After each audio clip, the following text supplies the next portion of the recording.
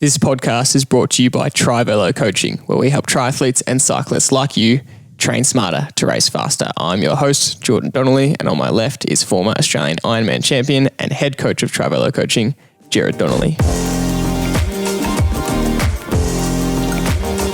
If you've ever had any technological problems trying to set up your bike on a trainer, on a smart trainer, if you've ever Googled how to connect to Zwift, if you've ever Googled how to set up my wahoo kickr, or even my wahoo kickr won't connect, then you may have, or I could almost guarantee you'll have come across Shane Miller, GP Lama on YouTube. He is a tech guru, and if you're like us, you're one of the millions of people that have watched YouTube channels giving the latest help on all things technology related to cycling. And not only is he a tech guru, he's an elite cyclist in his own right. He's won almost every possible Masters title under the sun here in Victoria and Australia over the last decade, including the 2012 Cycling Victoria Masters Cyclist of the Year in the male category. And so in this week's episode, we ask Shane what are the must-haves for tech at the moment. We ask him for the best tips for technology, something most of us struggle with, and how to get the most out of your equipment and setup. And we ask him some of the golden questions like what is the best power meter to buy, what's the best smart trainer to buy. So this was a great episode talking all things technology, and we really dive into a bit of the backstory behind Zwift and behind Shane himself. It's really interesting to hear the tech side of things from an expert, and it really does clear things up. So we hope you enjoy this episode. Without further ado, here is Shane Miller.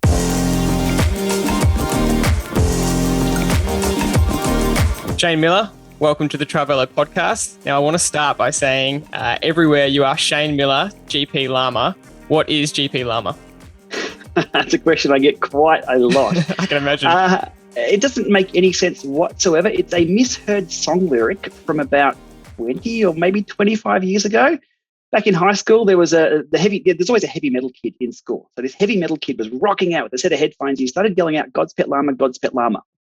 And I'm like, what does he mean? God's Pet Lama, as in Dalai Lama? Is there a deeper meaning to this song that he's singing along to? And I said, "Hey, Tyson, what does God's Pet Lama mean?" And he said, "What are you talking about?" It was something else. I'd misheard what he was singing along with.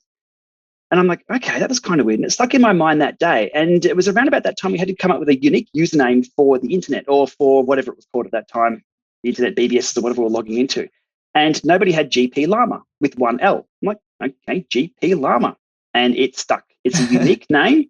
And it kind of stuck as a branding thing too, because llamas, even though it's one L, as in the Dalai Lama, but the alpacas and llamas, the animal and things like that. And now people are sending me holiday photos from Machu Picchu saying, "Hey, you're here as well with the llama." I'm like, enjoy your holiday. Don't worry about my username, but it stuck. So yeah, it's kind of worked. So that's the history behind GP Lama, a misheard song lyric. That's a great story, because I was wondering if I was missing something, if it was a cycling reference that I wasn't aware of, but I'm glad to clear that up. So we'll launch into the episode. And one of the questions we always ask someone in the industry is, what does cycling mean to you? That's deep. Yeah, that's deep straight off the bat. Deep one to start with. What does cycling mean to me? A connection with your environment. I think that's going to have to be it, because you can drive a car and you can see everything out the window and you pass everything. But on a bike, you actually get to live and breathe your environment, and you get to see so much more. Here I'm in Ballarat, riding around the Nationals course, up the extinct volcanoes. They are old volcanoes. Through the forests now on the gravel bike, places I'd never go in the car, or I just ignore, because in a car, it's all about the destination. On a bike, it's about the journey too. So yeah, just connection with outdoors. That's fantastic. And the irony of that is you are such an indoor Swifter. I love the fact that you still think about it as an outdoor activity, and that's what is your passion. And that's fantastic. The wind in my hair when I had hair. Yes. Speaking of which, when you did have hair, look, for the listener who might not know who you are, pretty much you've done, in my opinion, as a Masters rider, you've done pretty much everything on a bike that was possible, and you've won every race that I've been racing against you for good on, I don't know, 15 years. And since the early 2000s, you were kind of the innovator, not just as a tech head, but on a bike. You were absolutely ahead of the game with the latest gadget, the fastest go fast wheels, pedals, aero position, helmet, handlebars, And, so much so that I came to you for help over that journey to say, how can I get as fast as you are? Because I want to know what you're doing. And you won every Masters national title, state title. You're Victorian Cyclist of the Year a couple of times. You've won the Tour of Bright. There isn't a race I don't think you've been in that you actually haven't won. And to be able to do that so successfully for literally 10 years, I just think is a real credit to you. And you were a real innovator and ahead of your game. Why did you stop all of a sudden? Well, first of all, I appreciate the kind words. That's a great little summary. I put a lot of work. I live and breathe this stuff. And it's a lot of the time with cycling, people say, the more work you put in, the harder you work, the more successful you are. That's not the case with cycling. There's just so many things that have to fall into place. I guess my success would be attributed to being a little bit crazy, like seeking that little, every little, just trying to squeeze everything out of it. But there comes a time where you've ticked all the boxes. And there was one time when it was back in, so Tour of Bright, we all love Tour of Bright. I always call it's our little Tour de France for the amateur cyclist. It has hills, it has a time trial, it has an epic climb up Mount Hotham at the end with CRB Hill. And them, like Tour of Bright means a lot to me. I won that back in 2012 when we were Masters. 1, 2, 3. It was Masters 1, 2, 3, correct. And then the next year I went back. I wasn't quite on form, so I worked for a teammate, Stephen Lane. And then the year after, it was Masters A, B, C, which caused a few little issues here and there, and I get that. And I won Masters A in that. And I'm thinking, box ticked. I've won both types of Tour de Bright. I've targeted the time trial. And then I targeted criteriums, did a bit of track as well, had some fun with that because that's just a small time trial. But just I fell in love with the process of just getting absolutely everything out of my body and the equipment too. There's always something new with the equipment. But there was a time when we went to Bright for the 2015 or 2016 Tour of Bright, and I was up there with Stephen Lane, Brett, Steischel, and a few others, and we were riding up the backside of Toowoomba Gap, and I'm sitting on 380 watts, and I'm 15 minutes into my effort. And I'm like, okay, this is what I need. I know the number. I know what it takes to win. I know what it takes to win the Tour of Bright in the age group categories. I'm sitting on 380 watts, 15 minutes into the effort, almost at the top. And I'm like, this is really uncomfortable. And all I'm doing here is training to tick a box I've already ticked. I'm like, you know what, guys? I'm just going to go back to the cafe. My wife's back down here and it's nice and cozy, coffee down there. I'm just going to turn around. And I think that was about it. I really think that was the turning point where I'm like, you know what? I've ticked all those boxes and I've had a lot of fun ticking those boxes. And it was about that time where the YouTube channel came along and I'm sort of now passing on that knowledge. During that whole growth period of like discovering cycling, watching Lance in the 2003 Tour and getting a bike and getting some oversized nicks and having a bad bike fit and progressing through and getting faster and winning a few titles. I was helped out by a lot of people. Jason Den Hollander, Stuart Vaughan from Hawthorn Cycling, all those people gave me this knowledge. And I started thinking, well, it's time for me to give back. And social media came along and video delivery, it was much easier. I can just upload videos. So I thought, I'll just pivot around and just give back all my knowledge and just start tinkering with this technology and passing on all my tips. That was about it. I sort of ticked all the boxes. And one thing that's rarely discussed in cycling, everyone talks about how great cycling is and how fun it is and, you push yourself and all that. It hurts. It hurts a lot. I've broken 4 collarbones in races that we've done too. I've broken hips. Nothing hurts as much as what it takes to win a time trial or what it took for me. So it might be different to others.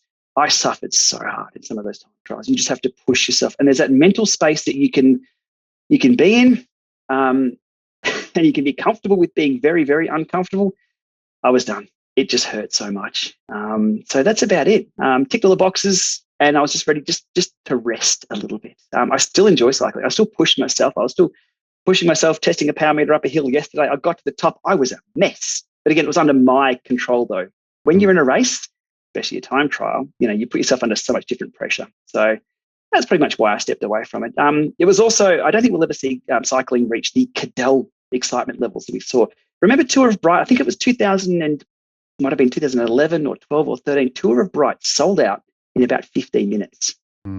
Insane. The popularity was huge. There was growth. There was a lot of change. The VRS came along. There was other races. things started sort of diving off a little bit later on as people started branching out and chasing their own goals for cycling. Strava came along, gravel cycling came along, cyclocross took off. People sort of chasing their own goals rather than the road. Road is a, what would you call it? Just it's a bit of a pressure cooker too. That's a great answer, and it's really helped me understand where you're at now. And I often wondered whether you were disillusioned with cycling in itself, or whether it was just you and your competitiveness you'd had enough of. And so it's a great answer. And just going on to that next question would be, you've seen the growth of cycling, as you mentioned. It's just boomed. Worldwide, Australia-wide. It's the new golf from 2005 onwards. Unfortunately, grown men like myself, don't look that good in lycra, but we don't care, and we just go to cafes and sweat all over people, and it's kind of a really weird sort of world that, but more and more people have joined. And where do you see so the growth of cycling and the people who are in control of our cycling community?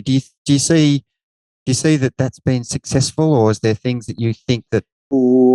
That's an interesting one. I fought the administration throughout my entire competitive cycling career a lot. I fought them on because I would rock up to a time trial and one of the officials would tell me off because my drink bottle wasn't 3-1. And I'm like, no, it is 3-1 because I've got the rule book right here. Or we couldn't wear time trial booties up at Wangaratta when it was -3 because time trial booties had been banned on the track, not for outdoors. Now, I knew the rules. I kept a copy of the rule book in the car. Like, I was that kind of insane about ticking all the boxes and by the rule, always played by the rules. That's why I'm so proud of my results too, because even when it comes to the anti-doping stuff, always by the rules. And you can never take, if you've actually done something like if you've broken a rule or taken some drugs or something, you're always going to be questioning yourself. Whereas my stuff, all mine, I love it. So anyway, always fought the administration on the nitty-gritty things like that. And one of the poor experiences that I had was in a team time trial out the road here, not too far, and the course wasn't properly defined, and we went sailing straight through with our team, and we missed the turn, and obviously missed any chance. And I'm like, really, you're going to run events like this? And then when we come into the finish, the juniors were leaving, and their parents were pulling out on course in their cars. It was dangerous. So it was funny. Paul Lumsden, who was at CV at the time, comes walking over. I know Paul. He's behind a lot of the innovation too. So hats off to him for a lot of the progress they made through the VRS. Paul comes walking over, and in front of everyone, I said to him, Paul, if you're coming over here as a friend, keep walking. If you're coming over here representing Cycling Victoria, and everyone's like, whoa. He's like, I'm here as Paul. I'm like, okay, right. Let's have a chat about what happened. I guess it comes again, that pressure pot of trying to get everything out of yourself. You can't be friendly all the time. And you expect, you ask so much of yourself. As you know, as an athlete, you ask so much of yourself that when something doesn't work, you feel let down. And then if others don't hold themselves to such high regard as well, you're let down by the administration. We saw Cycling Australia fall apart a few years ago. Now, I haven't had a CA license for a year or two now. I kept renewing that as part of I'll support what they're doing, but I'm not going to go out and race. So I don't know, but we do see, as I was saying before, about people chasing their own adventures. We see the cyclocross just booming. We see the local Creswick mountain bike club, Voga Cycling, putting on the Dirty Pig and Whistle gravel ride. Brilliant. Back to the grassroots stuff. So I'm glad to see that booming. At the top level, though, I think it's stagnated a little bit. I guess it's really hard these days, though. There's more and more issues around regulation and traffic management, and the risks out on the road are so big. So I think there's a bit of a struggle there. I was seeing a lack of, when I stepped away from cycling in about 2016, 2017, the competitive side, I was seeing a bit of a lack of direction and innovation. And then that war came along with Aus Cycle versus Cycling Australia, and that imploded and then came back. And then I think they're back on their feet now. But I think a lot of people are like, you know what? There's alternatives. So we'll go race those. So I think they need to embrace those. And we see that with Cycling Australia. What do they call it? Aus Cycling have now embraced the esports side of things. And they've had to during the COVID period. So there's a definite distinction, isn't there, between the competitive beast who wants to do what like you did, go to all the events and one of the things, just on a sideline, I want it to be more inclusive. I don't want to have someone stand there telling me that they can't fit their credit card between my frame and the tire. Look, just let's make it easier for people to compete rather than harder. And so the people can actually enjoy the day and not be so afraid of being pulled up on the start line when you've trained so hard to focus on your next 20 minutes, and some guy puts you off mentally by saying, "Oh, your handlebars are 1 millimeter." Yeah. And look, you've not put a marshal on a road, and I've gone straight through and gone the wrong way. That's a little bit more important than the technological, things of my bike. So there's that side, and then there's the person who just wants to get healthy and fit and do a PB, and not particularly go to a serious race, but wants to do a Grand Fondo or just be recreational with their mates. And there's kind of two different parallels of riding, I feel, and the gap's getting wider. The racing side doesn't seem to have depth or support, and the recreational side seems to be where I think we're heading, and people are wanting to be healthy and fit and seeing it as, I don't want to be a racer. I just want to have fun. What do you think? Yeah, I think there's a lot of pressure on, because that's the pinnacle of the sport, isn't it? When somebody knows that you're taking up cycling, you're going to be racing the Tour de France. That's what everybody at work will say. Or somebody who doesn't know about cycling, are you going to the Tour de France? It's like, no, that's kind of like the very top of the. So whenever you go and buy a performance race bike, it's kind of like, are they selling it with the, you're going to go race it, or you're going to go join a club, or people just don't want to. I think this also comes down to the commercial side of things. Is there a commercial benefit to sponsor a team? It's going to be a struggle unless you're invested in it yourself with a coaching business. That makes sense. You support riders; they're out there. That's the end result. For a company to come along and put money into cycling to build the racing side of things, it's going to be a bit of a tough ask on return. And I think a lot of these organisations who are enabling cycling for the masses, the big Grand Fondos and the big gravel rides, they just do that because there's just going to be volume of people, and the volume you will never get at a competitive race. I think the Pig and Whistle out here in Creswick saw 600 or 700 riders. They were factoring about, I think, 200. They said, "Oh yeah, we're set up for about 200 riders," and they had around 600 to 700 people turn up. So, yeah, it's sort of like this road has an element of snobbiness to it, but that comes down to, I think it's also misinterpreted quite a lot about people who are just so super focused on pure performance. The warm up for a time trial, they were a weird beast. I mean, I've done hundreds and hundreds of time trials, and there were so many tricks that are just not inclusive for time trials, including you fully kit up, get your bike totally decked out, and you just warm up past everyone. You just warm up in your air. Because that used to get to me. That used to get in my head. It was a tactic I used as well every now and then. But then it was also put your headphones on and ignore people. Where is it, a gravel race or a Grand Fondo? You're there with your friends. So, yeah, I think there is a gap between the two. But there's also room for both. Is there a middle ground? Well, anytime you get two people on a bike, it's always a race.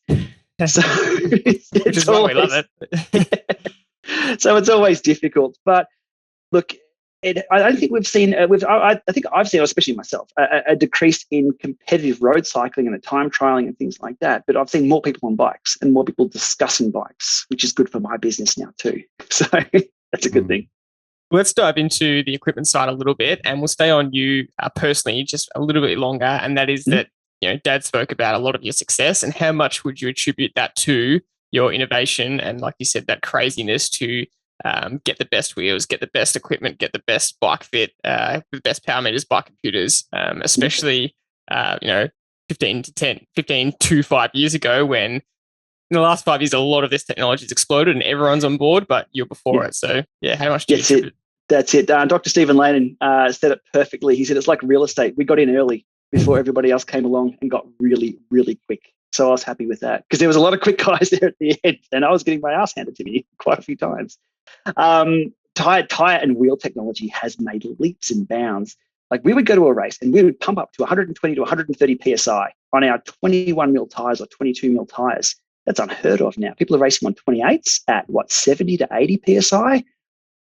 Blows my mind. I'm rolling around at a gravel bike with 22 PSI in the wheels. I'm like, what is this? Are they going to fall off? So, but to answer your question on the technology side of things, I would say most of my success is based on exactly the technology that I chose. We used to, before any time trial helmets were certified to use in Australia, so they needed an AUSNZ certification on a TT helmet.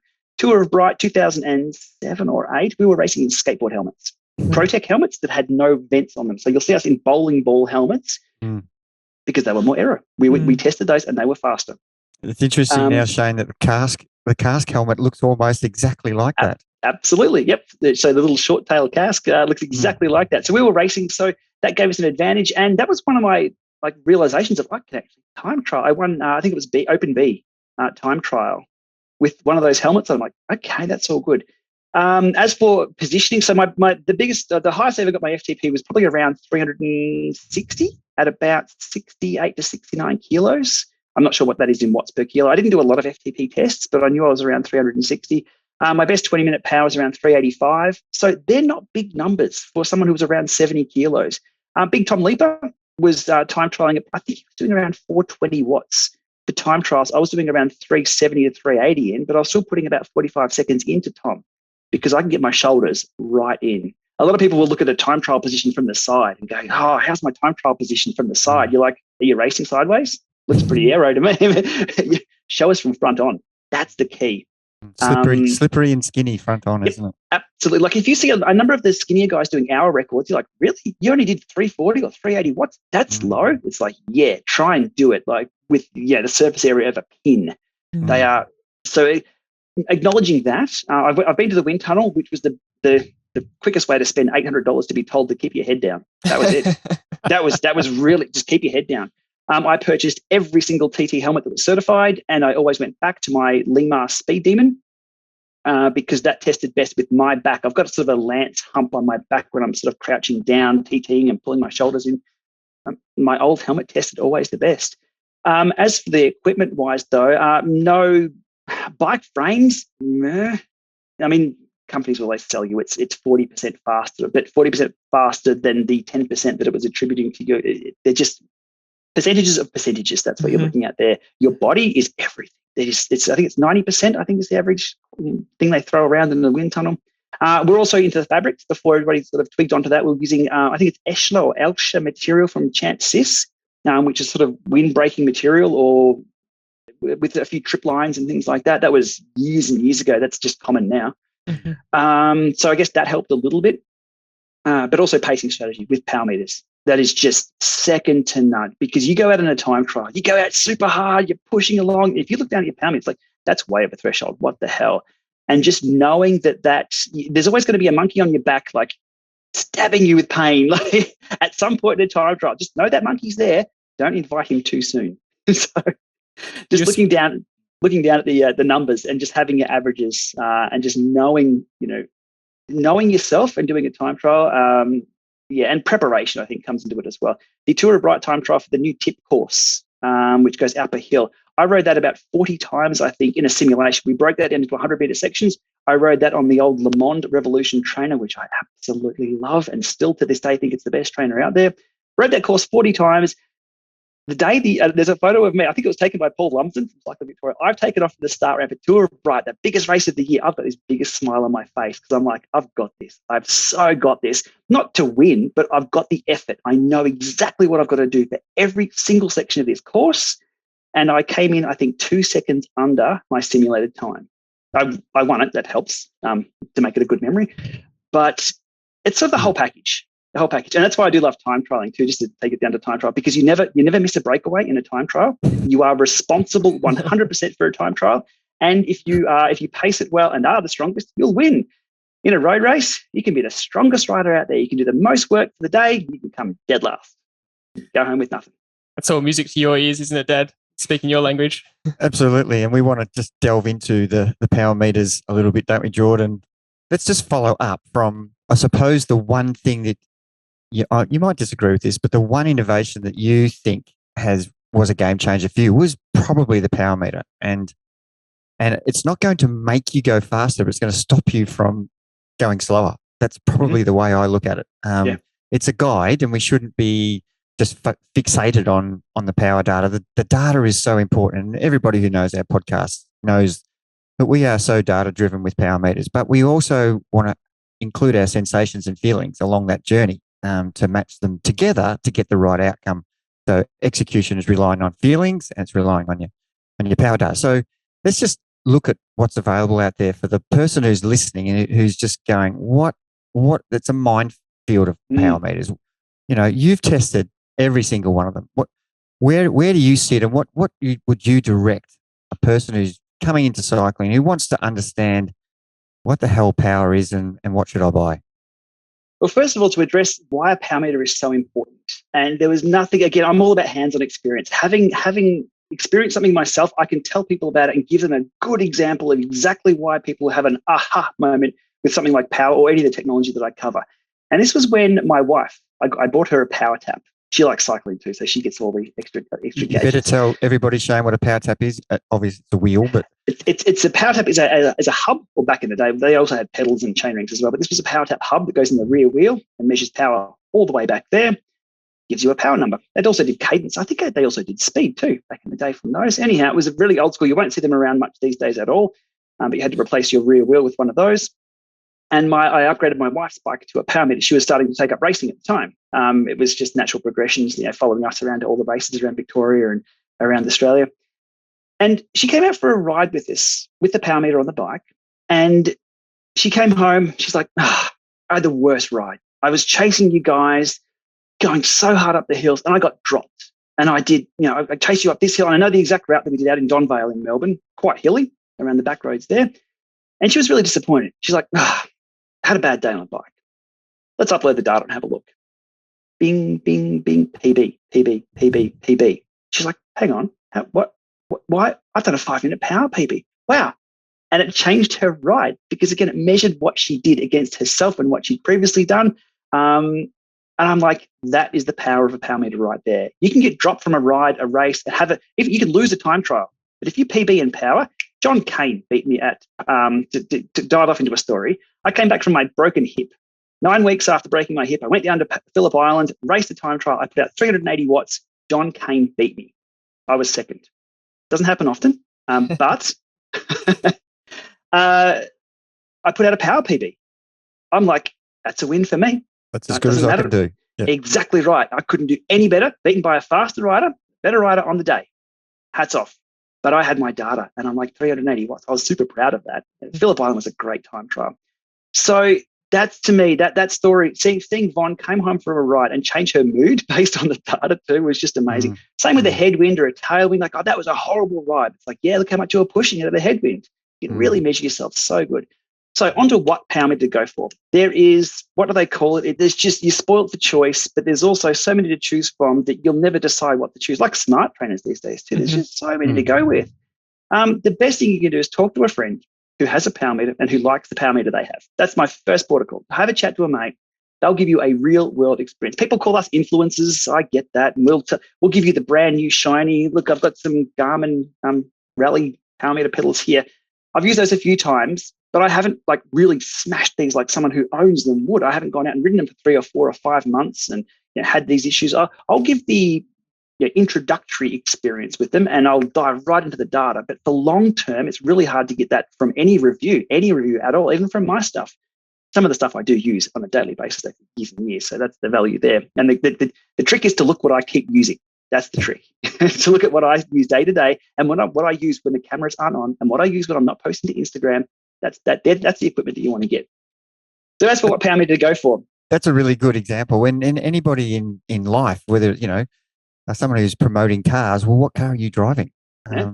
And there's dishwasher. It doesn't matter if someone's promoting something. Well, what do you use? And that will probably give you a better answer. Yeah, for sure. People ask me about head units too, and I'm like, well, I use them all.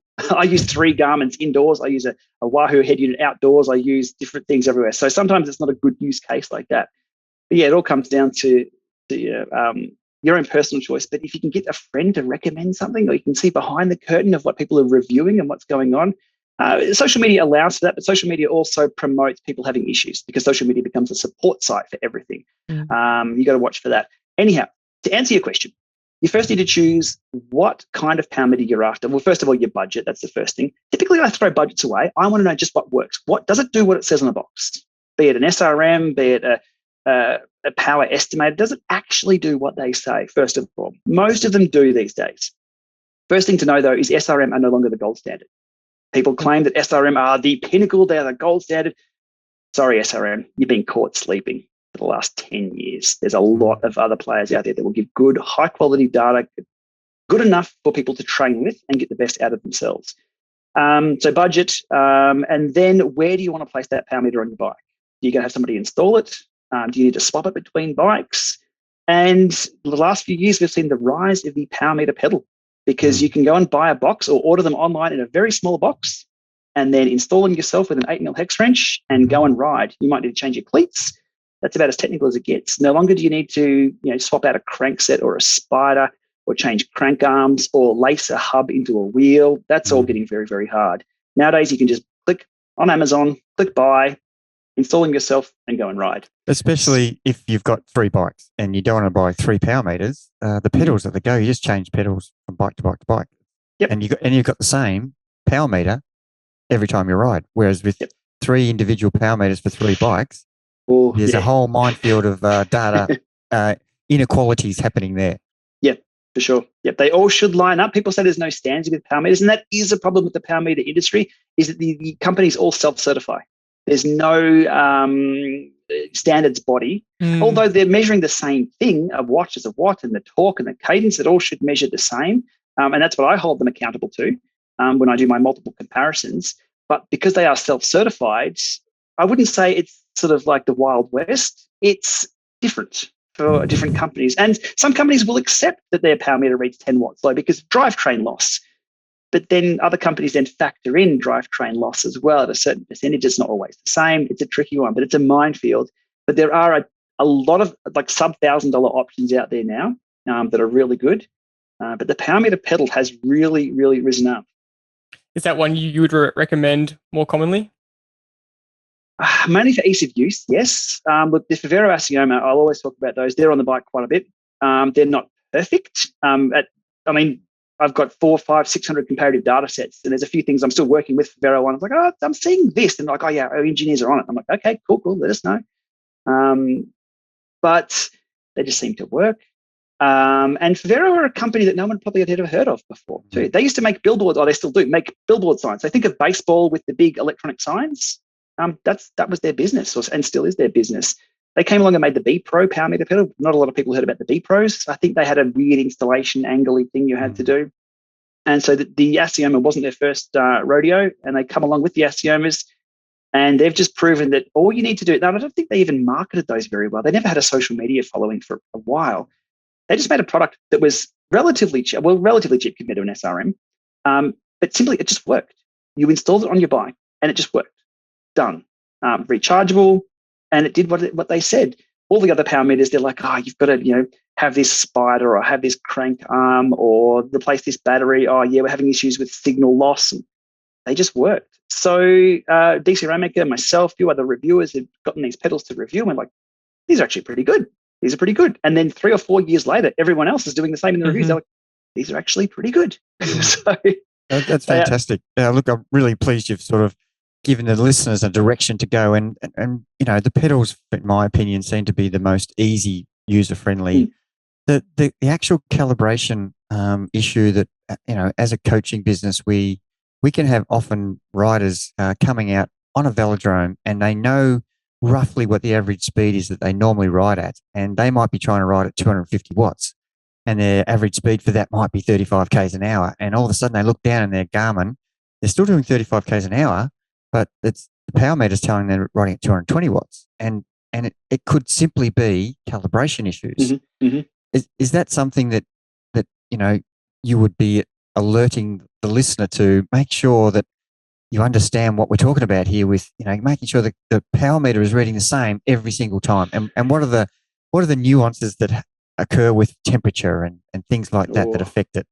Oh, you've opened a can of worms. Well, first of all, we haven't seen a lot of innovation in power meters for a few years now. Again, we're getting pretty much, they report 1 data point per second. Most of them are relatively accurate. A lot of them are now doing auto calibration, or they call it calibration, but technically it's zeroing. So it's like a weight scale on a kitchen bench. You pull out the scale and you put it down, it says 3 grams. You're like, there's nothing on that. So let me just hit 0. That's what we're doing when we zero a power meter or calibrate it before a ride. We're just zeroing off any residual torque in the system, so it reads correct, reads at a 0 point. True calibration requires you to I've got a 20 kilo weight just under me here that does actually checks the true calibration of a power meter. That's a whole lot of process to do.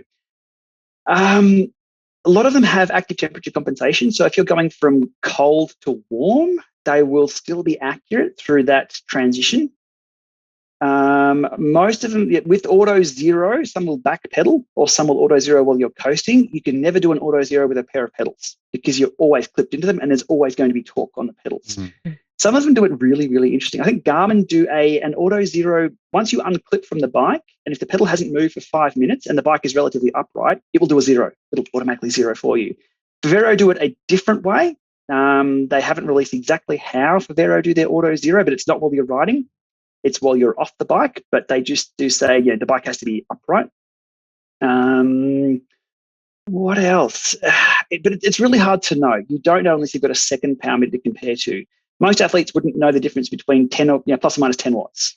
At threshold, if you're really in tune with your FTP, I recall a time trial out here in Ballarat, actually, which is funny. We used to time trial around the Lucas estate, which used to be paddocks. Now there's McDonald's. Now there's a 24-hour servo. You should see the development happening out here. We'll never TT around there again.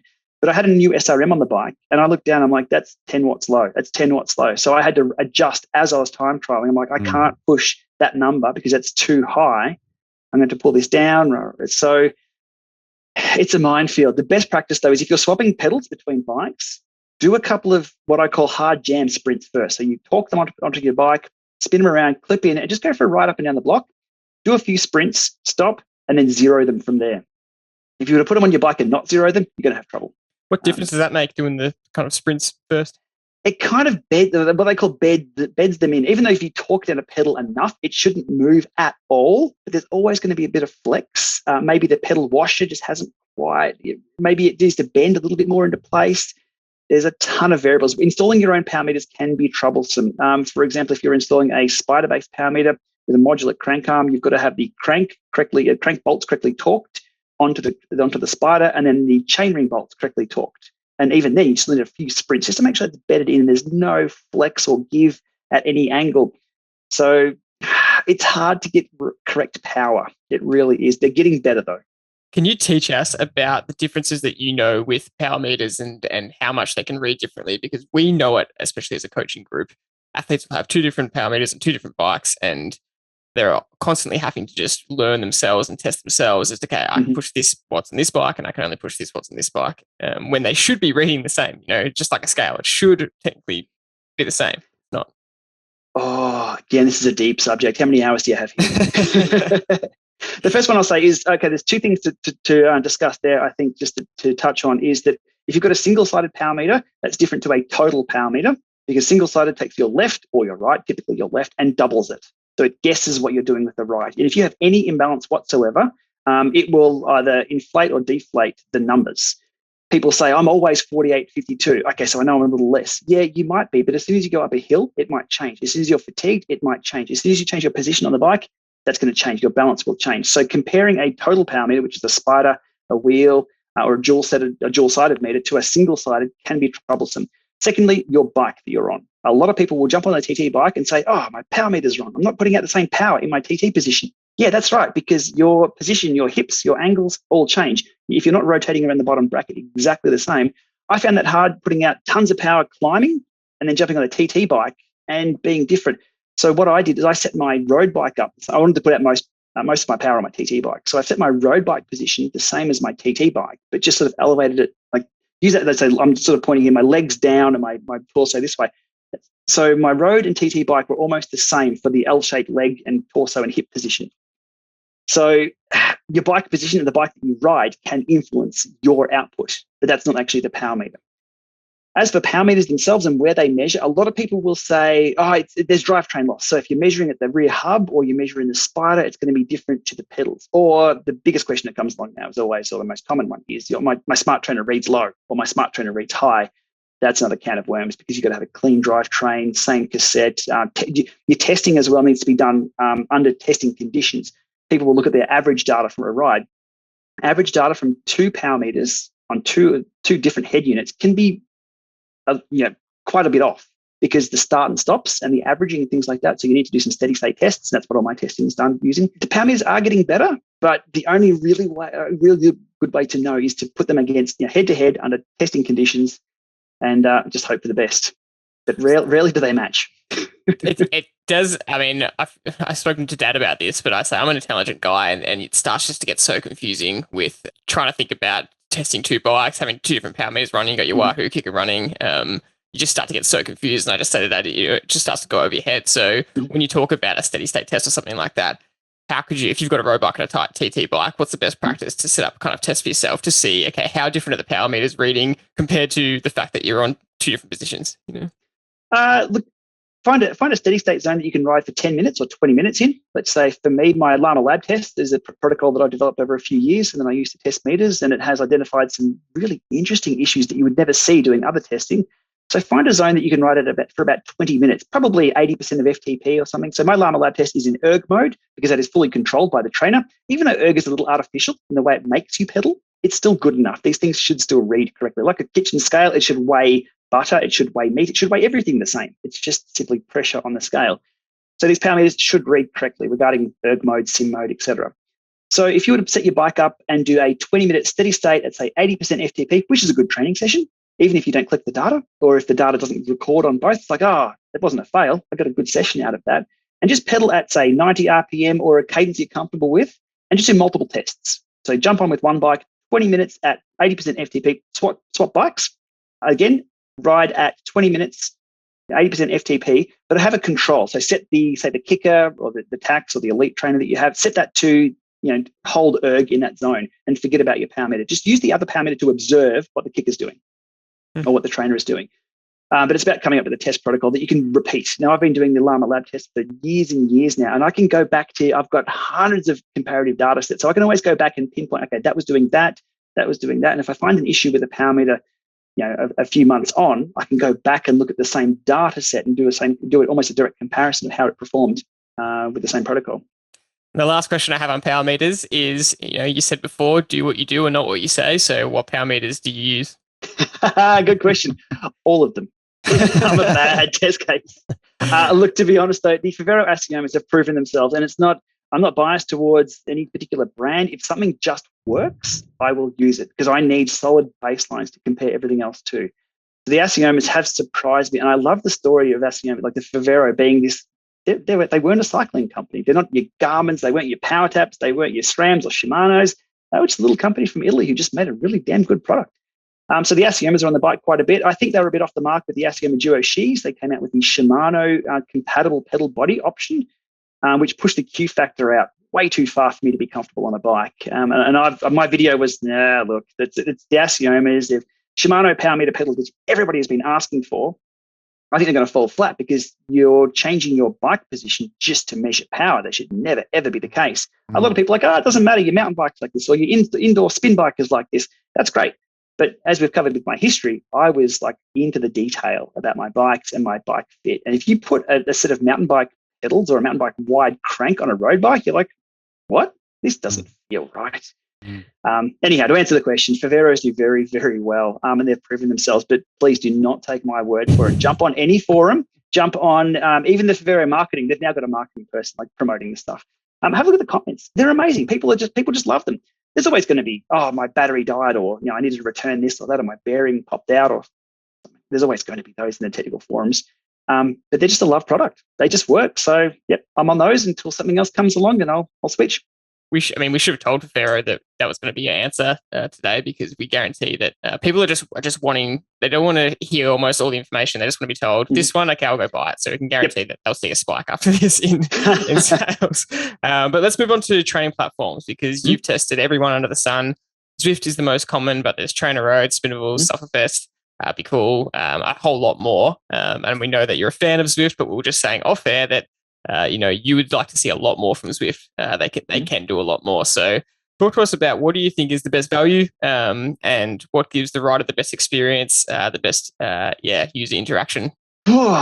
Good question. Again, we need a few more hours to really dig into this one. I'll try and summarize. I've used all the platforms ever since blowing up a number of Fluid 2 trainers indoors, watching Chris Carmichael's DVDs, and then to Coach Troy with the Spinnables series. They were pretty good. And then on to the Sufferfest.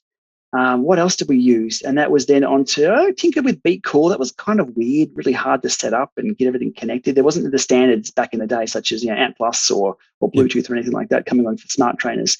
And then look, Zwift came along. I call it. It's almost like when the iPod came along for Apple. Audio compression. This is diving off to the nerd side of things. Audio compression sort of had, I think, the licensing for the MP4 compression or the MP3 or MP2 layer 3 compression was sort of released to the open, so people could compress audio a great deal into very small spaces. Solid state storage came along and was awesome. So Apple just sort of hit the nail on the head with the iPod, and everyone got an iPod. It was a game changer, but it was all to do with timing. Zwift came along at exactly the same time as the Wahoo kickr was. So I had a kickr early on, bought that back in 2013, I think it was. Loved it. I saw the potential, but I was about to sell it. I was like, you know what, the kickr's great, but I love the My Le Monde, and it's interactive, but I can't do anything with it. Zwift came along and made that experience real. I could race, and Stephen Lane, again, one of my teammates I raced with for years and years and years. I said, look, load up. He had a kickr at the time. Load up this little beta game and let's race around this little course. And I had Slane on the flats, so we're racing against each other. This was back in 2015, I think early 15 or late 2014. And I was just like, hang on, Slane's got me on the climbs. That was the case at the time. And then I had him on the flats and in the sprints. I'm like, this is real. They've virtualized what we can actually do in real world. I said, this is a game changer. And from then, we went out to a barbecue that night after my first test ride with this thing. All I could think about is just coming home and like, hang on, can I do this? And can I do? And I was testing it all out and getting the power numbers and then uploading to Strava. I'm like, this is going to be huge. This is what everyone's been waiting for.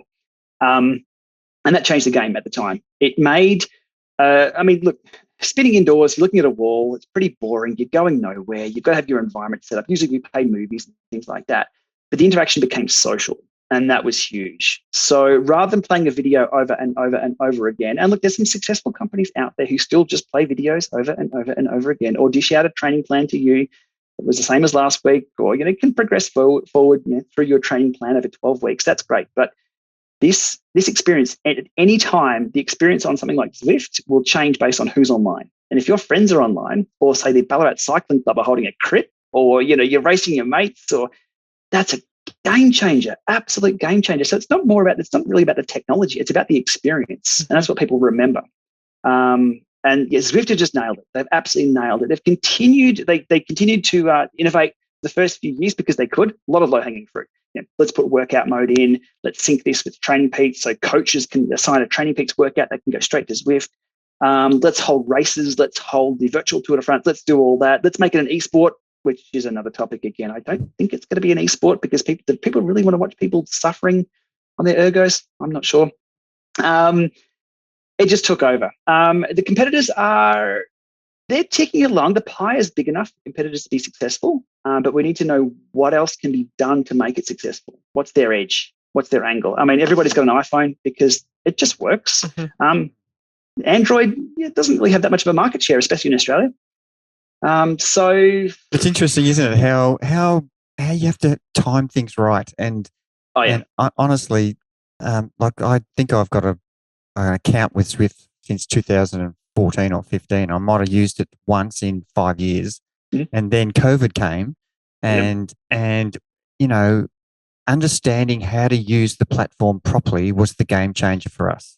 Knowing that you can do a free ride with your mates and have an experience kind of socially because you're meeting them like you would on the corner on a Saturday morning, and you've set up a time, and all of a sudden you can ride any course you like on the available courses they give you, and you could actually talk to each other on your phone if you wanted to interact and really just get a similar experience. And of course, you're not getting the sun on your back and the wind in your hair, but you are still getting the next best thing when the weather might be crap or you're in lockdown, for example. So it had a real place, and that to me is where it's really come of age. And geez, you would love to have shares in Zwift in the last 2 years, and in the smart trainers. You just could not buy a smart trainer. I have a lot of smart trainers here. A lot of them are out on loan or out on hire to friends because they just could not get a hold of anything. So Yeah, the COVID boost, if you jump on Google and type in trends.google.com, you can type in any word and check the popularity of it. You type in Zwift for the last 5 years, you'll see on March 18th, and I know this because my YouTube channel went crazy from March 18th at about 2 p.m. in the afternoon. I don't know who locked down at that time, but it just went through the roof because I've got a whole library, years and years of how-tos and setups and tips and this and that. Everything went crazy, but you just couldn't buy the trainers. My question, though, is to flip this to the negative side. Will we see a decrease in indoor cycling? Now people can go out and ride again. And if people are associating indoors with being locked down and being sort of, we're damn Dan's keeping us indoors. I don't like indoors anymore. Will we see sort of I'm interested to see how that falls out. It's a great point, and it's one that we really want to embrace ourselves as a coaching business, because we feel that it should be used to your advantage at all times and not be dictating to you. And if you want to do a race that happens to be cancelled due to weather, or you want to do a bunch ride that, it's sleeting rain outside, you can still do those activities, but just use the indoor alternative. And that's how it should be used. And if you wanted to do a training peak session, on a Tuesday, that, at the end of the day, you can either do it outside or you can choose to do it indoor, and you can grab a few mates and do it together. You can be riding at different watts and still stay together if you wanted to. There's so many ways you can do it, which I think is a real advantage if you use it correctly. To give you guys a bit of a preview of what's coming very soon. Now, I'm not sure how public this information is, but if you've probably heard of clubs on Zwift. Though we have to use meetups at the moment, which are pretty clunky, or we've got to use something on the public calendar.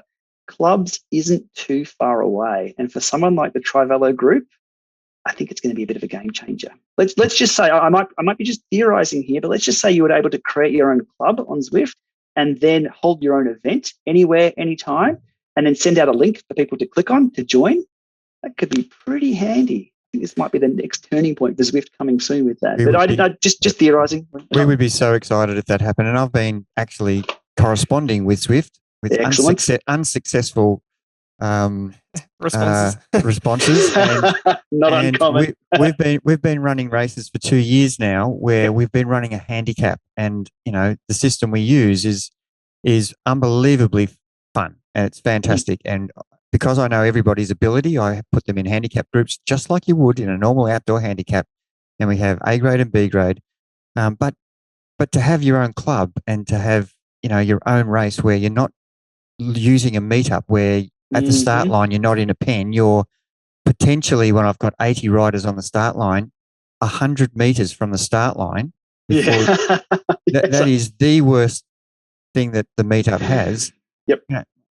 Why can't they do the meetup like they do their races where everybody's in a pen? Yeah, just wait out just a little bit. Just hold out just a little bit. You're not answering the question there, Shane. No, I can tell you why. It's the legacy of the engine. And we can dive into that. The engine's built on John Mayfield's own home code. I mean, the guy's a genius how he builds things. John was from actually Cycling did a really good podcast of the evolution of Zwift just a couple of days ago. Really good listen if people are right into the technology and where it's come from. But it also gives us some insight of why it is how it is. It was never designed to do what they're doing. It was never designed to scale so much. What they've done with it is quite amazing. The issues that we face are very minor compared to what the hoops they're making it jump through. I mean, Zwift is, people say the interface is horrible. Yeah, it is. But there's so many options. There are so many options. You can do a meetup. You can do an erg ride. Hey, you can do a workout that is with a mixture of sim mode, erg mode, and level mode. I don't know of any other platform that actually gives you that kind of ability. Or you can ride with friends, or you can do, there's just so much to do. It's just, so the engine is not designed to do what they're doing. So for the meetups, the meetups is a bit of a workaround. Clubs, if that comes soon, I won't say as promised, as discussed, because we're always waiting, that could be a game changer, and that could be the next leap forward.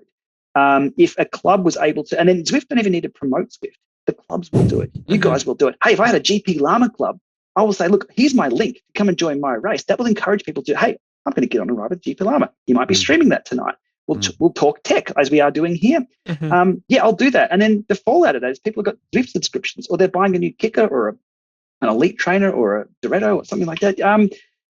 That's how to grow the pie. Eric Mim was talking about on that podcast about making more hardware to grow the pie. I think they need to innovate to grow the pie. you say it's a minor, just talking about the meetup thing, you say it's just a minor issue compared to the overall function of Zwift. But I can tell you on Thursday nights when we do these handicap races, it's not a minor issue when you win the race. And because you started 20 meters ahead of the guy second, he actually beats you in the results when the results come up. It's all about sheep stations. To make it worse, we video the race and we can see who actually gets to the finish line first. And then the Zwift results come up with the person who won in 8th place and someone else who's 100 meters back on the start line finishing in 1st place. And it is bizarre. I was going to do a video on this because people love, I try and keep my videos on YouTube mostly positive, rather than calling out, because people make a living out of calling out junk or just being noisy. And I try and keep it a little bit more positive. And one of the videos I was going to do is exactly that, like have 50 people line up on the start line, do some results and say, okay, here's what's happening here. But there was no resolution to it. There was no workaround. So it's just pointing out what was bad. And it's like, well, that's bad. Okay, what next? Today's video is going to be an interesting one about some Strava integration, which I won't dig into too much. And I discuss why it's a bad thing. But I also, at the end, I'm like, here's what I'd love to see. Here's an idea. Just so we can finish a video on a spark of positiveness. Is that the word positiveness? Yes. Positivity. Yep. Positivity. That's the word I'm looking for. So there are a number of issues faced. But the thing is, it's not just a Zwift thing either. Any platform's going to have these kind of issues, be it technology, and a lot of the issues now are social. They're like, oh, you're putting out too many watts, or you've cheated on this, and it becomes people against people rather than is the technology right? When you take a step back, it is unbelievable technology to be able to push the power on your pedals in real time and race someone else in real time. That is quite incredible. It's a little tip. I wonder, do you understand why your avatar, because we are standing on the start line and some people might wait 2 minutes, 4 minutes, up to 6 minutes, and then they go to pedal and their avatar has gone to sleep. Is there something that we're doing wrong that's causing that? Depends what they're paired to as the power. So to move forward on Zwift, all you need is a power meter. That's it. So it's all about your forward momentum is based all on power. Cadence doesn't matter. Your controllable trainer doesn't matter. Your heart rate doesn't matter. Steering doesn't matter. Whatever you've paired, it's all the power meter. So you need your power meter to start reading correctly or start reading something. If there's no power being reported from your power meter, you're not going to move at all. So in that case, it could possibly be the power meter going to sleep and the pairing disappearing. Yep. If it's Bluetooth, it depends on if it's Bluetooth or ANT+. ANT+ is usually better in a way because ANT+ just broadcasts and anybody can pick up ANT+. Bluetooth is traditionally one-to-one connection. So if you're connected via Bluetooth and it goes to sleep and then you start pedaling again, the system might say, well, I'm not going to be looking for another Bluetooth device, or it might just gone to sleep. So just watch for that. Or if something else comes along and grabs that connection in the meantime, it's going to be invisible to your main machine. Dropped. Yep. All of this, and this is, I mean, the technology we're using is still 5, 6, 7, 8 years old. This stuff is not new. There's been no innovation here to resolve this. Wahoo did bring out the Direct Connect for the kickr 5, which is brilliant. It switches from, it turns everything into TCP/IP. It puts it on your home network. That is a solution, a really, really good solution. And not because it's wired, you can convert it to wireless pretty easily, but because it is a guaranteed connection. It does a handshake, it locks into the link, and as soon as you start pedaling, the data starts sending. Those who haven't seen your YouTube channel, we recommend going to watch it because there is just thousands of tips about all this stuff. And I recently watched your video on 5 companion app tricks, and there was a lot of comments which I completely agreed with, which was number 1 blew my mind. And that was in the companion app, you can, when doing a workout, there's a button where you can skip the interval because if you get to a point where you need, for some reason, you want the recovery to be shorter or you're running short on time, you can just skip the interview, whereas it's always frustrating to be locked into a session and then you have to do everything to the T. So that was a major mind blow for me as well. What other tips do you have that you could think of off the top of your head that would really help people straight off the bat? For anyone using Zwift at the moment, is there any tips that come to mind right now that you say this is going to be a quick win for you? Not for Zwift in particular, more so your environment where you've got your bike set up and everything. I think if your bike is set up on the trainer ready to go, you're more likely to get on and go. So if you need, a lot of people say, oh, should I use my good trainer on a good bike on a trainer, or should I use my carbon bike? Yes, absolutely. There's no problems at all. Once installed correctly, it will have no problems at all on your bike. I've been trying to break carbon bikes for years because it would make great footage for YouTube. Imagine if I was breaking bottom brackets or snapping chain stays, or it could be a meme.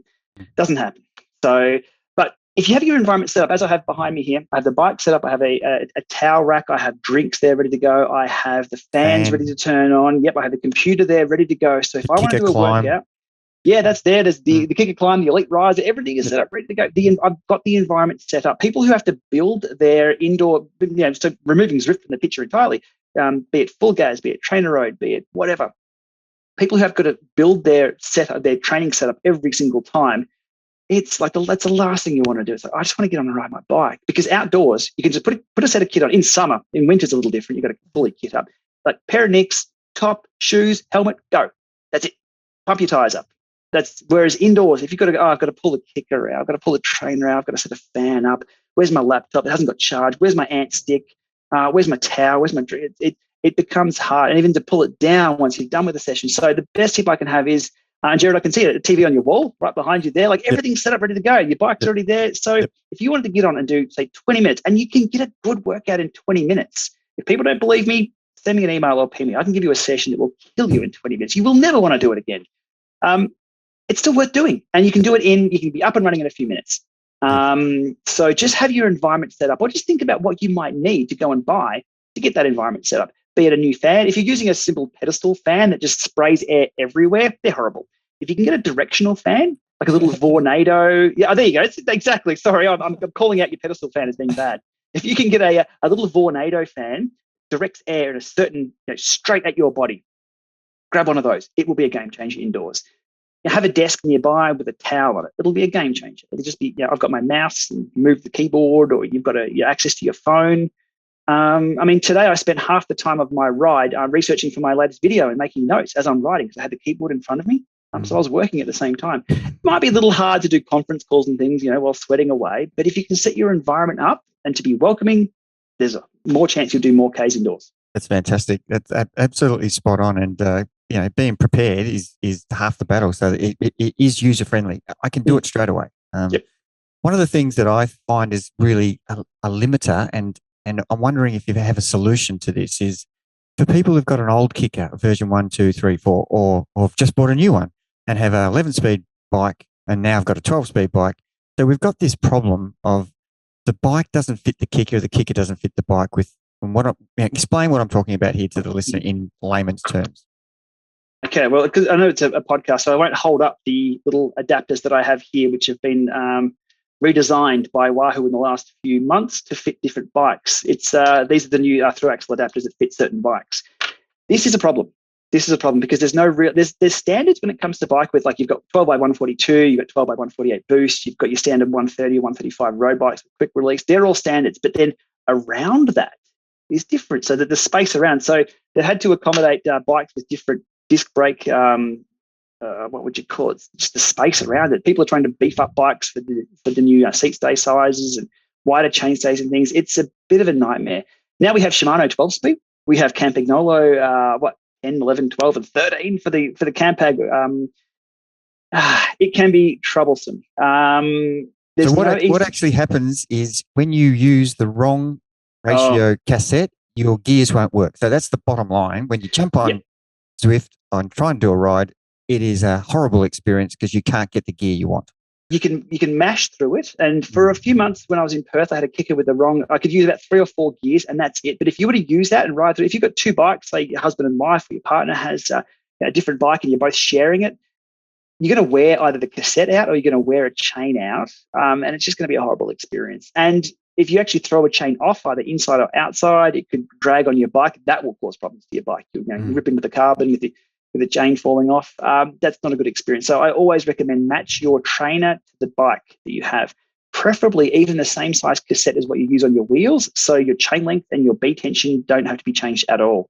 That's getting down to the technical side of things. But if you run, a 28 cassette outdoors on your wheel, run the same inside. If you run a 30, run the same inside. Yep. And definitely for 11 speed, 12 speed, 13 speed, all match those. This is definitely an area that trainer companies need to then adopt. Trainers haven't changed a lot in the last few years, but I think trainer companies now need to start offering an option. When I buy a trainer, what free hub do you need? Do you need SRAM? Do you need Campag? Do you need, what's the other one? Shimano. I forgot Shimano. How about that? They need to be offering that as a sort of a modular solution. There needs to be a little sort of, like you get your big kickr box. There needs to be a little box on the top where you just open that. Okay, here, I'll put that cassette in or that free hub, and there you go. Away you go. That's where training companies need to go for their free hubs. Having to buy, if you don't have Shimano or Shimano compatible, you have to buy something else for it. It can be a pain. Yeah, the additive is a problem. And you know, you're wrapped. You bought a brand new kickr, version 5, and you've still got an 11-speed bike. And you basically can't ride it. And, you know, there needs to be a solution where you can do more spacing or something to match them, to marry them. It can't be that hard, can it, Shane? It is. It is hard though. That's the problem. Yep, You've got my bike I've got behind me here has an Eagle. That's a gravel bike. Riding gravel bikes indoors is so comfortable because the position's upright. The handlebars are a little wider. The saddle's a little softer. It has a bit more squish. I love riding my gravel bike indoors, not because it's a gravel bike, just because it's just more comfortable. Well, no wonder you can work on a gravel bike. It's like you're sitting at your office desk. And you can on a road bike, it's all about scrunching down into an optimal position. It doesn't need to be comfortable. It needs to be optimal to win races. Whereas on the gravel bike, like whatever, I'm not riding this to win. I'm just being comfortable. But I've got an Eagle rear derailleur, which has a 52 tooth on the back. So the derailleur like cage is really long, and that actually hits some trainers. So I can't use a few. So they're not quite there yet in making a universally compatible direct drive trainer. That's definitely an area where trainers need to go. And they've become, in the last few years, a lot quieter, a lot better ride feel, more reliability for most. Now it's about bike compatibility. Can they sort of innovate towards being compatible with everything? And that's a struggle given the industry is standards. There's so many to choose from. That's the problem. On the trainer note, the Wahoo kickr is the most popular by a country mile over the last 2 years. Is it the best? I'm a little biased because I've always had a kickr, and I know that ride feel of the kickr so well. If you would do a blind test and put me on, say, any of the trainers that I had here, I could probably pick the kickr that I'm on. It's just got that distinct flywheel feel to it. The original one had the whine to it. It's funny, if you ever watch a live stream with somebody that doesn't have audio filtering on, I can actually tell what kickr they're using, be it a first, second, or third generation kickr. It's fun. It's a bit of a game I play. I'm like, oh, that's a kickr Gen 2. They're like, how did you know that? We've spent so much time listening to these things. In Australia, in particular, Wahoo have a big presence. They've got a great support there. FE Sports are bringing them in. Wahoo have staff here in Australia now looking after the market. So their support is really, really good. The distribution network is large. You can walk into any bike store in any town, depending on who they stock. And you'll see, like here in Victoria, I'm in Ballarat, Shore Cycling. You walk in there, there's a whole stack of kickers. I can walk in right now and buy a Core, Headwind, kickr 5, or whatever I need, or even a kickr bike that have one of those there. So yeah, when your distribution is so large, you're going to have the popularity. It depends on what market you're into. In the US, it's a little different. Saris are a little bigger over there, being American made. Throughout Europe, Tax is a little bigger, coming out of the Netherlands. How they're now Garmin, but they've sort of been sleeping a little bit. We haven't seen much at all move from those guys. The old non-smart trainer you mentioned earlier, the Le Monde, which I have as well, and the beauty of having that, you can go to a race and not have to plug it in. I mean, you can still plug your kickr into your cigarette lighter if your car still has a cigarette lighter adaptation. But yeah, it's just the ease of. But it feels a bit different though, doesn't it? You got to wind, and it's a resistance against air rather than. Yeah. And you can still use it as a smart trainer if you've got a power meter, and you can still ride Zwift with a Le Monde. Which people don't actually understand. Like I've got a set of rollers you can see behind me. I ride the rollers on Zwift, but it's not a smart pair of rollers. It's just I'm using the power meter. So where do you see those types of trainers? Are they just going to be gone soon? They're gone. They're gone. Though from a training perspective, the Tour of Bright Time Trial that I was mentioning before, that I simulated the race on, that was all on the Le Monde. The reason being is because it's self-selected power. If you've got a erg mode, gets you into there's nothing I can relate to erg mode other than riding up a hill on somebody else's wheel and they set the pace. Like I remember riding up Tour again Toowoomba Gap. I was on Michael Tolhurst's wheel, one of the Masters races, and he's sitting on 360, 370. I'm like, I'm not choosing the pace here. He's choosing the pace we have to ride at. That's the only place I can think of erg mode, whereas these other ones, and especially in a time trial, your mind will wander. You'll go to sleep and you'll be like, look down at your power. Holy hell, I've got to, you get back onto the power. Erg mode doesn't really teach that very well. So the Le Monde was great for that. So that's why I love the Le Monde for, you've got to have that little process in your brain going, keep putting the power out, keep putting the power out, keep putting the power out. And it's just so buttery smooth. But those trainers, they're too loud. they're just not going to. You can get close, very close, but you'll never get that buttery smooth, self-selected feeling as you do on the Le Monde. But they're just too loud. You're not going to have those mass market anymore. I'd love to see a smart Le Monde, but as soon as you start adding smarts to it and you digitize it, it's going to change that ride feel. It's going to make it a little bit more like artificial.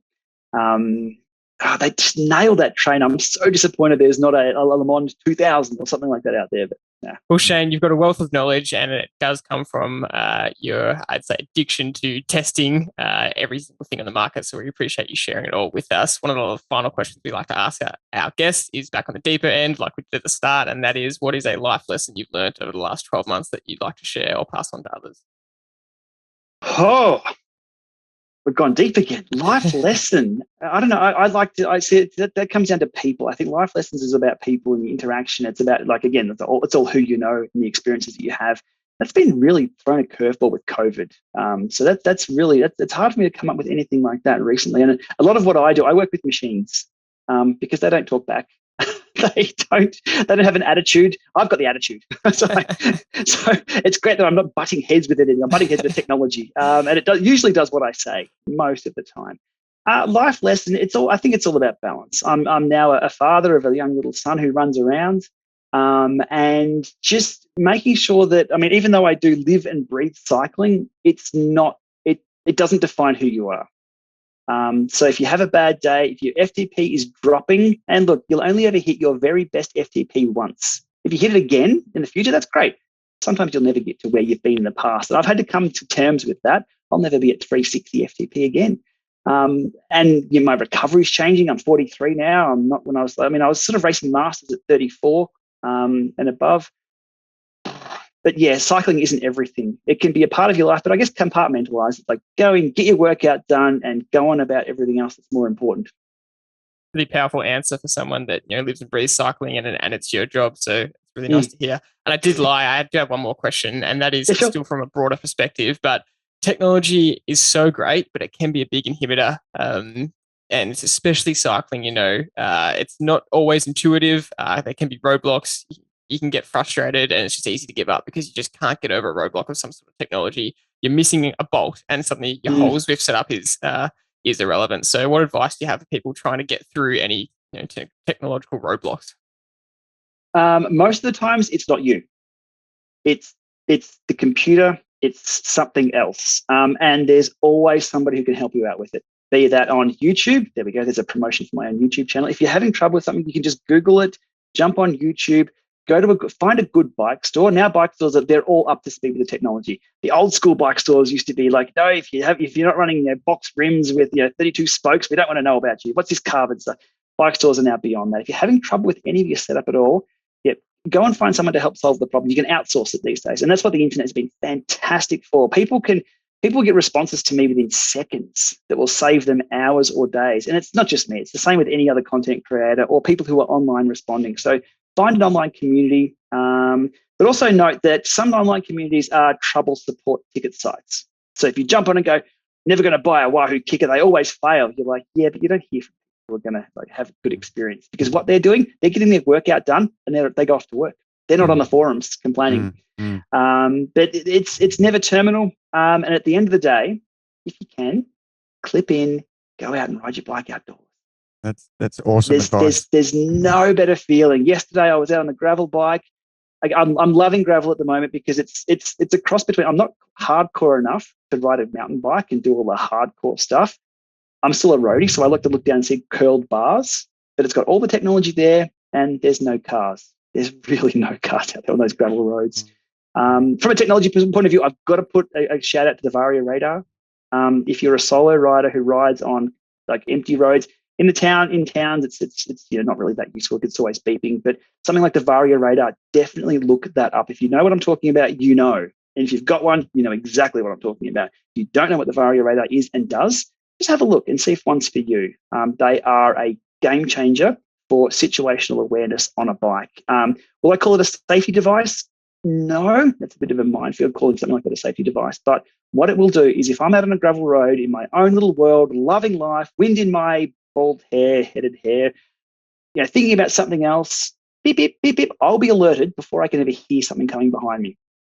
Good example the other day. I'm going for a gravel comm. Wind is blowing. The wind was on my back. I wasn't going for a tailwind comm, and I'd never do that. But all you can hear is just noisy racing. It's going really hard. I had about a kilometre to go. Beep beep beep beep, and I'm on a single lane dirt track. Look down. I could have never have heard that. Turn around. There's a car pulling a caravan. No worries. Cool. I'm about sharing the road. I don't own the road. We don't. I pulled off to the side. Stopped. Had a drink. Had another go at the comm later on. Gave him a wave. Seriously, Varia radar again. Drop into your local bike store, jump onto YouTube, have a look at how they work. And if you're like, it gives you more situational awareness out on the road to make better decisions. People say, look, it's not going to stop the car from hitting you. Get a mirror. If you can be better informed about your environment, you can possibly be safe and have a better experience on a bike. That is one of the game changers that I've seen in the industry. That's awesome. And we won't ask any more questions, but I want to tell the listeners that a lot of the people we coach, if they're having roadblocks like Jordan mentioned before, we promote you absolutely as the guru to go to really navigate your way around. And I'm forever saying, just go onto YouTube, find GP Lama, and he will have a video answering the question that you have. And it's true. You do have all of the solutions that we've come across in our coaching business where people are stuck, and everybody gets stuck on similar parts of erg mode explained. Everybody has to watch my video on erg mode explained, because I'll explain the spiral of death. Everyone encounters the spiral, and they're like, my trainer's broken or my legs don't work. What the hell have you prescribed me to do here? What am I doing? No, watch my video called erg mode explained. You will go, it was me all along. The good thing about that is we don't let anybody ride erg mode, Shane. So, there we go. They will never have that issue. So if they ride erg mode and that happens to them, they deserve it. Yes, well, we want to promote your YouTube channel, all your socials. They can find you, Shane Miller, GP Lama, really helpful. But we can't condone the erg mode video because our philosophy is don't use erg mode. So it's good for power meter testing. Nothing else, by the way.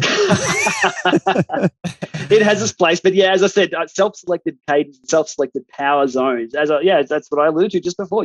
You've got to have that process in your mind. You've got to train yourself to hold that power. And at race pace, it's uncomfortable. It's really uncomfortable. Thank you so much, Shane, for joining us. Go check him out, Shane Miller, GP Lama, everywhere, especially the YouTube channel. Thanks again. Really appreciate it. No worries, guys. Always happy to have a chat, and enjoy your next ride.